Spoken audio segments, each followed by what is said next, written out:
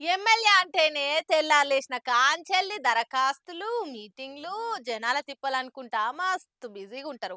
ఇక మంత్రి అయితే ఎంత బిజీనో పని కట్టుకొని చెప్పే అక్కర్నే లేదు. ఒక్కోసారి ఇంటోళ్ళకి కూడా టైం ఇచ్చేటందుకు కుదరది.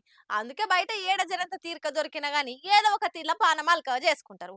గట్లనే మంత్రి పొన్నం సారు ఇగో ఇట్లా పిల్లలతోని ముచ్చట పెట్టిండు. మంత్రి పొన్నం సారు మామూలు మజాక్ చేస్తలేడుగా. ఎంతసేపు తోటి మినిస్టర్లతోటి, జిల్లాల లీడర్లతోని, కాంగ్రెస్ క్యాడర్ తోటి తిప్పలు చెప్పుకొచ్చే జనాలతోనే మాట్లాడతాం. జరంతసేపు బడి పోరగాలతో కూడా మాట్లాడి షిల్లైదామని ఇగో గిట్ల ముద్దుగా ముచ్చట పెట్టిండు.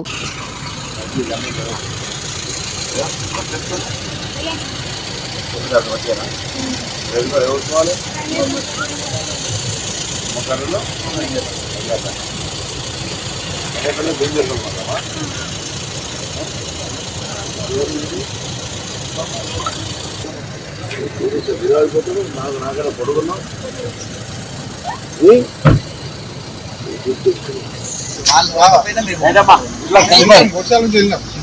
సార్ కార్లో పోతుంటే హుస్నాబాద్ సైదాపూర్ నడుమ ఈ స్కూల్ పిల్లలు కనిపించారట. ఇక వాళ్ళ నాపి చదువుకుంటురా, స్కూల్లో మంచిగా పాఠాలు చెప్తురా, ఒంటిపుట్ట బడి నడుస్తుందా అని మాట్లాడుకుంటా ఇగో ఈ పిల్లగాన్ని చూసి బాబు నువ్వేంది నాకంటే పొడుగున్నావు అనుకుంటా మజాక్ చేసిండు. ఇక అటెన్క అందరికి టాటా చెప్పుకుంటా ఉంటా మరి అని బాయి చెప్పి వచ్చిన కార్లనే తొవ్వబట్టింది. ఇక మంత్రి సార్ ఇట్లా పిల్లలతో ముచ్చటబెట్టిన వీడియోను ఆయన ఫ్యాన్స్, కాంగ్రెస్ కార్యకర్తలు సోషల్ మీడియాలో జోరుగా తిప్పబట్టిర్రు. ఓట్లున్న పెద్దోళ్లతోనే కాదు ఏం తెలియని పిల్లలతోని కూడా మంచిగా మాట్లాడి అడుచుకుంటాం, అట్లుంటది మాతోని అనుకుంటా ఊర్లో అన్నిటికీ చేరేటట్టు షేర్లు చేస్తుర్రు. ఇక ఇది చూసిన ఇంకొందరేమో అప్పట్లో ఏపీ ఎమ్మెల్యే కేతిరెడ్డి కూడా గిట్లనే ఓ పోరగాన్ని పట్టుకొని ఏమ్రా గింతలా ఉన్నావు, ఆటలు ఆడతలేవా అని అడిగితే మా అమ్మ ఫోన్ ఇస్తలే సార్ అని ఆ పోరగాడు జవాబు చెప్పి నవ్విచ్చిన ముచ్చట యాద్ చేసుకుంటుర్రు.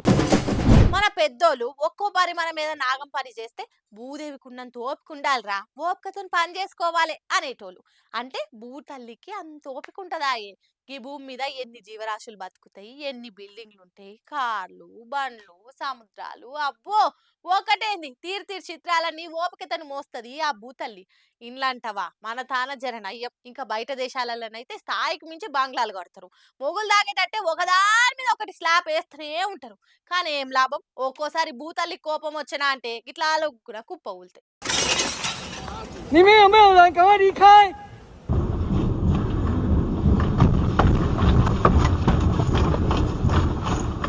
ఓ యమ్మని దుమ్మెట్లేగా వస్తుందో చూస్తురా, సుడిగాలు వచ్చిందేమో అనుకునేరు. కాదు కాదు భూమే వలిగింది. తైవాన్ లా ఈ భూకంపం ఈ 25 ఏళ్లల్లా ఇదే పెద్ద భూకంపం అట. ఒకదాని మీద ఒకటి పెద్ద పెద్దగా మొగులు కానేటట్టు కట్టిన బంగ్లాలు కండ్ల ముందే పేకమేడ లెక్క ఊలిపోయినాయి. ఇక పని మీద బయటకెళ్లినోళ్లకు, రోడ్ల మీద ఫ్లైఓవర్ల మీద ఉన్నోళ్ళకైతే పానం అంతా గుటగుటమన్నది. కార్లు, బండ్లు ఊగుడే ఊగుడు. అటు కదులుదామన్నా ఇటు పోదామన్నా ఎక్కడ ఓని పరిస్థితి. అసలు ఏమైతుందో కూడా అంతు చిక్కక వామో దేవుడా అంద దండం పెట్టుకురు.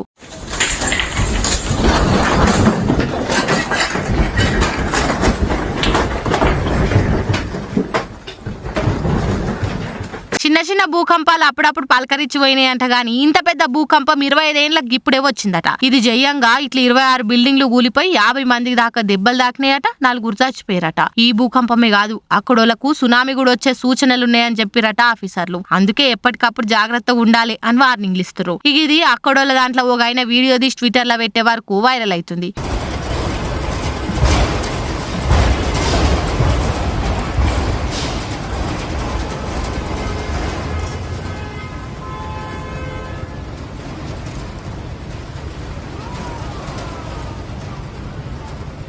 అయ్యో పాపం దేవుడా కాపాడు అని ఊగాలంటే అంతంత పెద్ద అంతరాలు మేడలు కట్టి ఏం ఫాయిదా? ఇట్లా ప్రకృతి కోపం వచ్చినా అంటే ఒక్క పారే మునిగిపోతాం. అందుకే ప్రకృతి విరుద్ధంగా ఏ పని చేయొద్దు అనుకుంటా ఇంకొందరు అనవట్టి. ఏదేమైనా గానీ జర పైలంగా ఉండాలబ్బా, ఎప్పుడేమైతుందో తెలుస్తలేదు. మన లెక్కనే భూతాలికి సుత యాష్టకొచ్చినట్టున్నది.